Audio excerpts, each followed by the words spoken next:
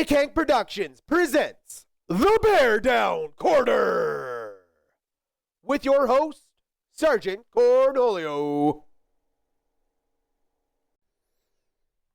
Yo, sports fans, Sergeant Cornholio here with another episode of the BearDown Corner.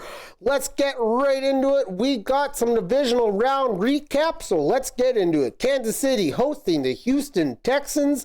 CJ Stroud and company go into Arrowhead Stadium where they tried to dethrone the current reigning and defending two-time Super Bowl champions, Kansas City Chiefs, 3 in the last 4. Oh, by the way, did I forgot to mention they're going for a three-peat? I don't think they're going to do it. I don't want them to do it. I have the Bills pegged as my favorite. But hey, I also picked Detroit, and well, we'll get into them in a little bit. So Travis Kelce had 7 catches, 117 yards, and a touchdown. The man was on fire, playoff performer, he wants that Super Bowl ring. There's no other way about it. He saved himself for this stretch run. The beginning of the season was we're getting the Travis Kelce of old, or at least that's what he's going to try and do. Patrick Mahomes, 16 of 25 for 177 and that lone touchdown. On that touchdown pass, Houston's defense did not just sit back and let this game go. No, Kansas City had to fight for this win. Understand that. Kansas City had to fight for this win. They had 3 field goals by Harrison Butker with 2 extra points. All good, right? That's 15 points of your 23. So other than the touchdown that Kelce got you move the ball, you kick the field goal, you grind it out a win. So congratulations are in order. Like Joe Mixon, 88 yards and a rushing touchdown, but Houston just couldn't get past that Kansas City defense, and that was the X factor in that game. If it weren't for Kansas City's defense, who, let's see here, 8 sacks. 8 sacks. If you have 8 sacks in a game and you're holding your opponent to critical situational football when you're doing those sacks, of course you're going to win. Like, Houston had no freaking chance in that department. It wasn't a matter of Houston defensively not doing their part. I think they did. They did, considering it's the Kansas City Chiefs. All right? But you got Houston defense playing their asses off, and offense couldn't get it going. But that's what's going to happen when you get sacked 8 times, right? Like, not to mention, one man alone had 3 of them.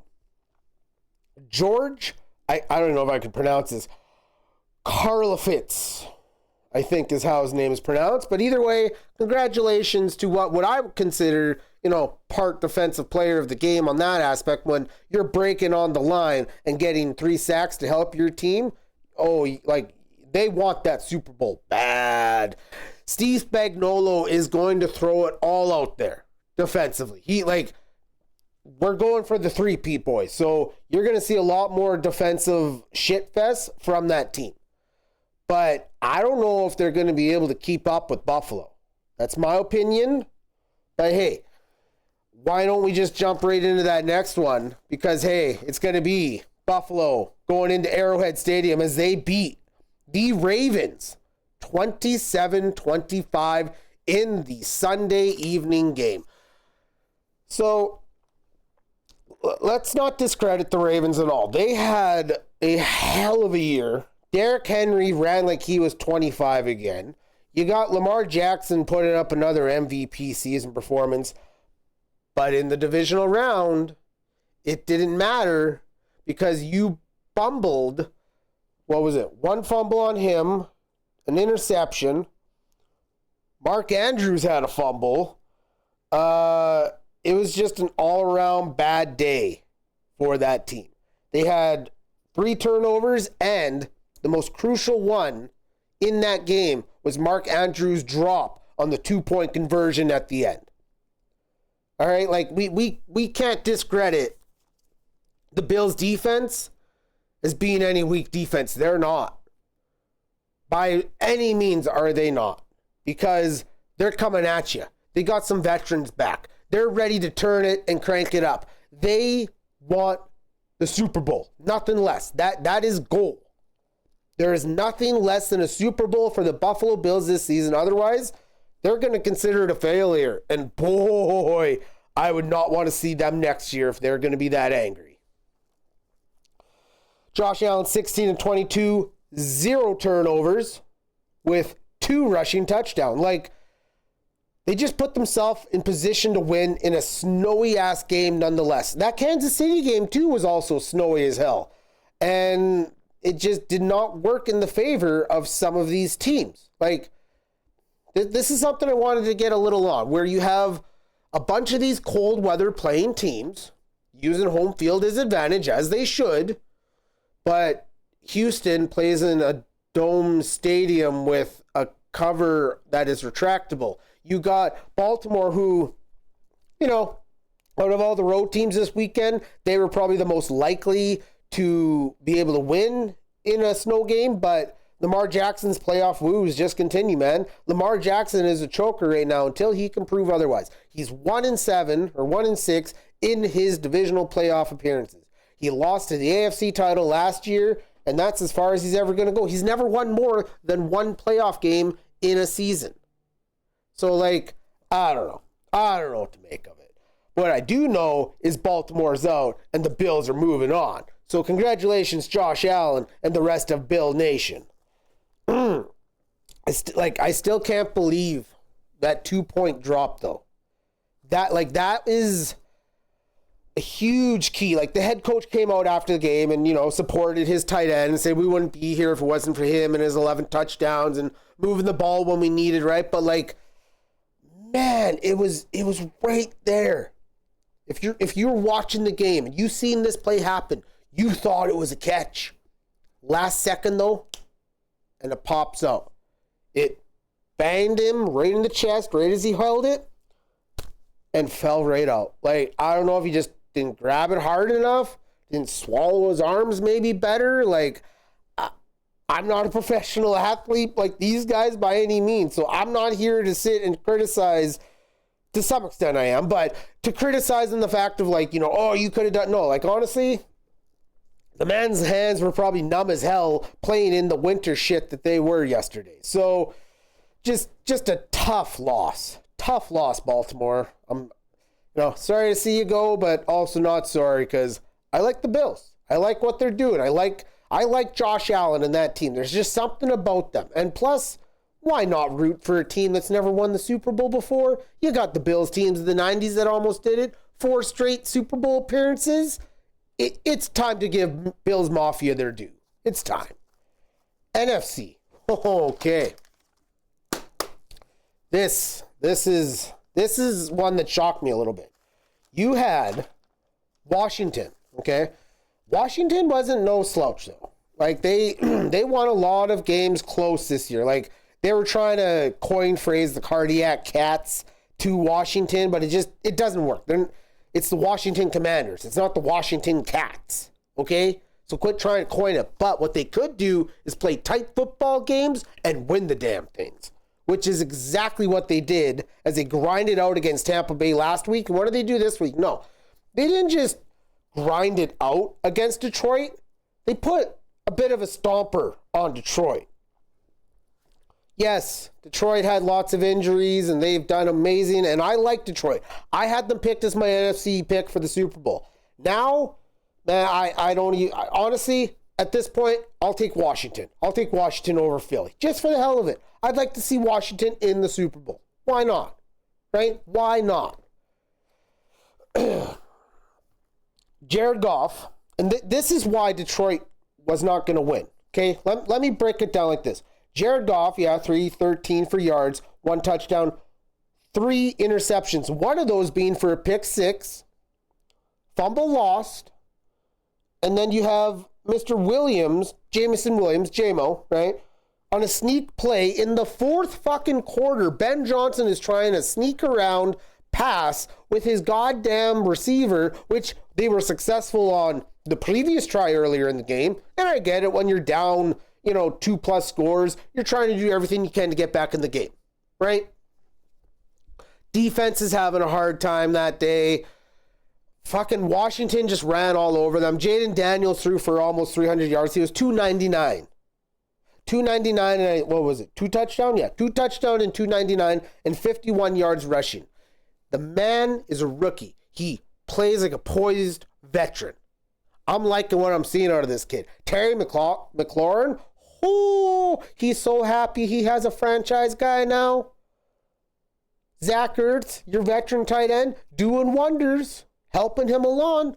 Oh, wait, let's not mention the two-headed monster they got at running back with Brian Robinson Jr. for 2 touchdowns and, his multiple yards, 77. But here's one people won't think too much of, though, but it's a big contributor. Austin fucking Eckler. All right? Excuse the middle to that, but he deserves his due. The man put on shows for years in Los Angeles. Okay? In the Chargers organization. In fact, I think he was still with them in his rookie seasons when they moved from San Diego to Los Angeles. So he was there from the beginning, get-go kind of deal, right? Could never get over the hump.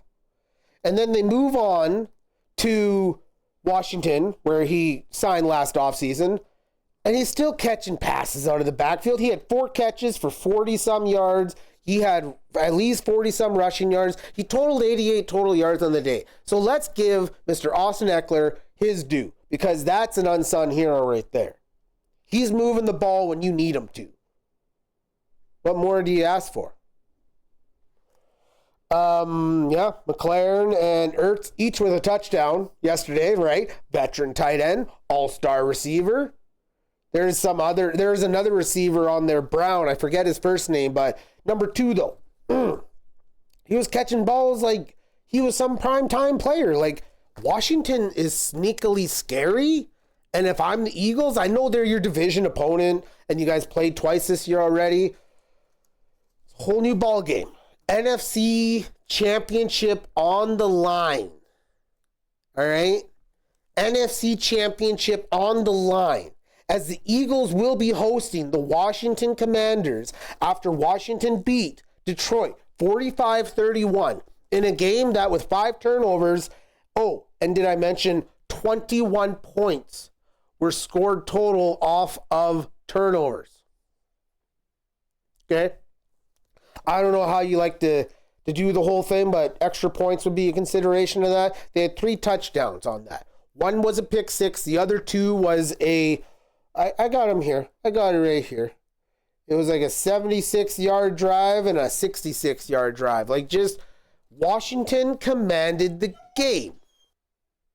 The Detroit Lions took a hell of a loss to the Washington Commanders on Sunday. And I don't know where they go from here, but Lions Nation, good luck. I was rooting for you this offseason. I was rooting for you to go all the way. I really was. Injuries caught up to you, and just Washington came in, outperformed you. The loss of 45-31 at home is going to sting, but stay strong. You know, you'll get through the course. You'll make some changes in the offseason, come back healthy, and try it all over again like every other NFL team. As we were talking before, the Eagles are going to host the Washington Commanders as the Los Angeles Rams travel to Philadelphia to take on the Eagles in what was a really back and forth game, honestly. I like, the Rams were not losing that game like a blowout. It was the last play of the game for them, 4th quarter, less than 2 minutes left. You know, Stafford takes a sack on the previous play. They go for it on 4th and 11. They just couldn't make the catch on the corner, out route, and that was it, right? That was the end. But in that game, though, like, if it wasn't for the rushing attack of Philadelphia, we might have a whole nother story, all right? Philadelphia, hell, not even Jalen Hurts. Jalen Hurts had a really nice run, a 44-yard touchdown run earlier in the game. He ran 7 times for 70 yards, right? 44-yard scamper, ran for a few little gains, whatever. What really did it for them was Saquon Barkley, okay? 78-yard run for a touchdown, 62-yard run for a touchdown, 205 yards on the ground on 26 attempts. He was the Philadelphia offense on Sunday. He was what they needed him to be in the playoffs, and that was hit those home runs. So you now have Saquon Barkley, who banged up his foot a little bit, but he already said, I'm playing. I don't care. I'm playing. Unless something catastrophic happens this week, Saquon Barkley's playing in the NFC title game. Simple as that. So, like, Washington has their hands full this weekend. Now, what's the weather going to be like? Another shit show snowstorm? Who knows? It was another snowy game. We had 3 out of the 4 games this weekend. All snow covered, sloppy shit. The only one that was the weird upset, right, was the Detroit game. Why? Dome? On the road? Yeah, it's a loud-ass place, but, like, I don't know. I kind of felt like just because Detroit didn't have the one touchdown within maybe the lead, that Detroit fans started to like, oh boy, what's happening here now, right? Like, they just couldn't get it going. And Washington came out with a hell of a game plan, man. Like, when you cause 5 turnovers, you should be winning the football game. So, like, Washington is not a slouch. So they're bringing in a very top, hard-hitting defense to go against this, rushing attack. So good luck. Because I don't know what to make of it other than I'm just excited. It's going to be a good divisional game of football in the conference final. And then on the other hand, you got the Bills traveling into the Chiefs, right?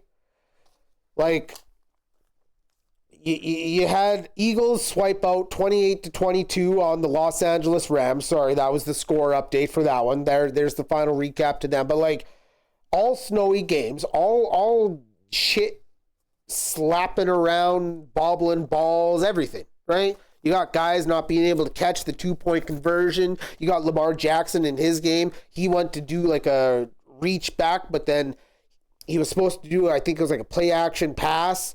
But as soon as he turned around, it just went right out of his hand. He had no control over it. Von Miller grabbed that thing, dude, and he was jolting, but he ran out of gas. But like, sloppy snow weather play is going to make for interesting football. But, like, I don't know. These teams that know how to play in it, though, now it's going to see, like, are we going to get another cold-ass game next week in Kansas City? Probably. Be interesting to see what happens there, though, because Buffalo's the only team to give them more than a single touchdown loss this year.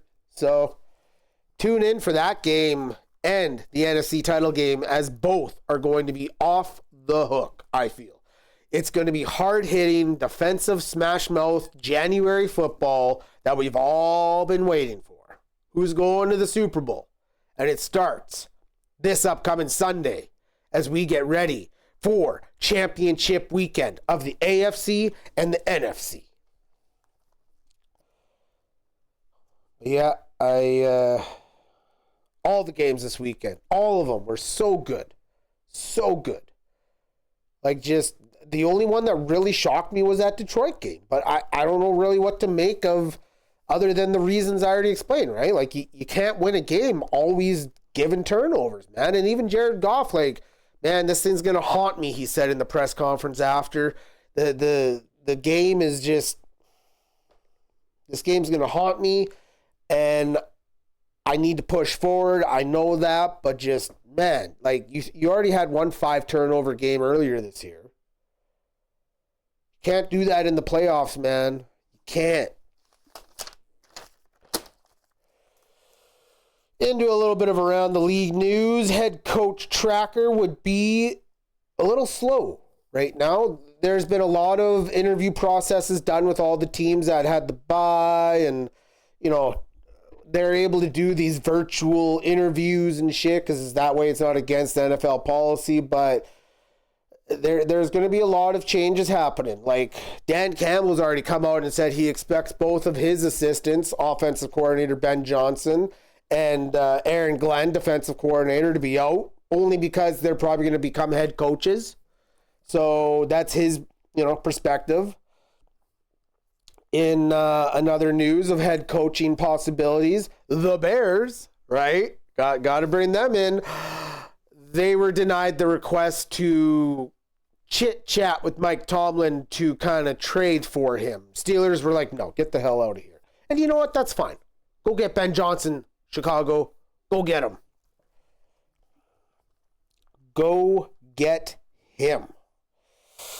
Mike Borganzi was hired as the new GM, and I know that name doesn't sound familiar. It's because unless you know the NFL front office, you won't know the name. But he is a man from the Chiefs organization that has been with them since 2009. He's had multiple roles, all the way from director of player personnel to director of football operations. Now, he's been the assistant GM in Kansas City the last 4 years, and the Titans, with the first overall pick, go and hire him as their GM. I'm intrigued by that, and I am going to keep an eye on Tennessee because, man, that's... Brian Callahan can get it going. They can draft himself a quarterback. I feel with this guy's experience, unless he just really, was one of those float guys, I think Tennessee might have found their man. We'll see. Time will tell, but that's a pretty damn good resume to go into for the GM. So, congratulations, Mike Borganzi, as the new GM of the Tennessee Titans. And in other news, would just like to let everyone know that Jeff Ulbrich of the Atlanta Falcons defensive coordinator position will be taking that role this upcoming offseason, as he has been rehired by that team where he previously held the linebackers position for about 5 seasons when he took over the 2020 role of defensive coordinator for the Falcons, but then moved on to New York after that. But he does have previous experience with Raheem Morris in his time with him. So in their little stint from before there. So yeah, that'll be interesting. Andy Reid with his 300th career win. Congratulations, Andy Reid. You are in elite company. My goodness. Just all sorts of awesome stuff happening, man.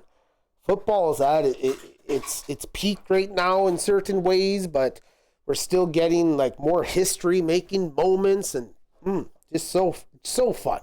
So fun. And in other news as well, I would like to throw a little shout out to my Oxbow poolies out there, who I am in a playoff pool with. I ain't doing so hot because my picks haven't been all that great. I've been missing on a few of them on the overs and unders and so forth, but the playoffs just aren't panning out quite like I thought. But again, playoffs, anything can happen, right? So, shout out to my boys over in that playoff pool. And shout out to my man, Super Suit, Atlanta Falcons fan out there. That little Jeff Ulbrich was actually a little snag for you there. So, and then my boys down in New Orleans and Texas, Mr. Chris, Landon, Jake, Jeremy. Let's get it, boys. Let's get it. And as we continue, we're just going to sum it up with this. We got the Wild Championship weekend coming up in the Bills at the Kansas City Chiefs. Final thoughts on that? I think Josh Allen will probably rush another touchdown, pass another touchdown, and they're going to have to figure out whatever the hell else they can, because Patrick Mahomes is going to probably do the same because they know what it's going to take. It's 2 top elite quarterbacks going head to head. All right? Josh Allen versus Patrick Mahomes is slowly becoming the Tom Brady versus Peyton Manning era of this generation. That is what I'm predicting right now. That is what I'm saying out there. Yes, you have Lamar Jackson. He's in there too because he's an elite quarterback in the AFC. But at the end of the day, right now, this is going to be their second meeting in the AFC title game. It's time to see if Big Josh can get her done and bring one home for Buffalo. Because I think they'll be set up for the next few years. They got rid of some receiving cap. They've drafted receivers. Their window of opportunity is wide open. Kansas City is as long as they want it or until a lot of their guys start retiring. But it's going to be the equivalent of Brady versus Manning, but it's Allen versus Mahomes. So you got to think, as the Kansas City Chiefs, you've now gone to 7 straight AFC title games. I don't know, the name Tom Brady kind of rang a bell. That's the only other comparison I can think of other than when you start dipping into the 70s and the, Steelers and Raiders of the heyday, right? Your Cowboys back then too. Your 49ers, right? All these dynasties go to all these consecutive games. All these championship games. They're always near it at the end of the season, but 7 straight. Like, that's a hell of a feat. I think New England's was 9 with Brady, if I'm not mistaken. Something like that. Just nuts. Nuts to think of. And then over in the NFC, you got Jalen Hurts trying to get back to the Super Bowl with his band of misfits. Devontae Smith, A.J. Brown. Oh, wait, did we forget to mention the name Saquon Barkley? The new addition in the offseason from the New York Giants. Oh, he doesn't do anything but rush for 2,000 yards and break off touchdowns like they're a home run hitter. Like, Washington has a hell of a game on their hands, but they can do it.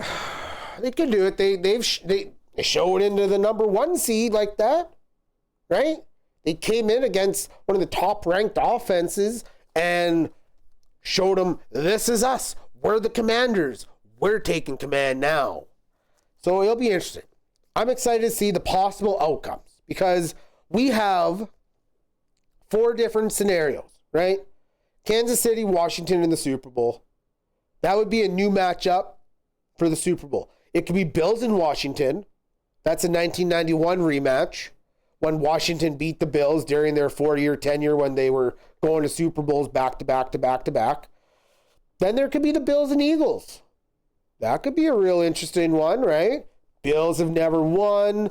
Eagles are looking for another. They've only won one ever. Like, I don't know. I would actually prefer, I think, a Bills and Eagles Super Bowl. But I think a Bills and Washington could be fun too.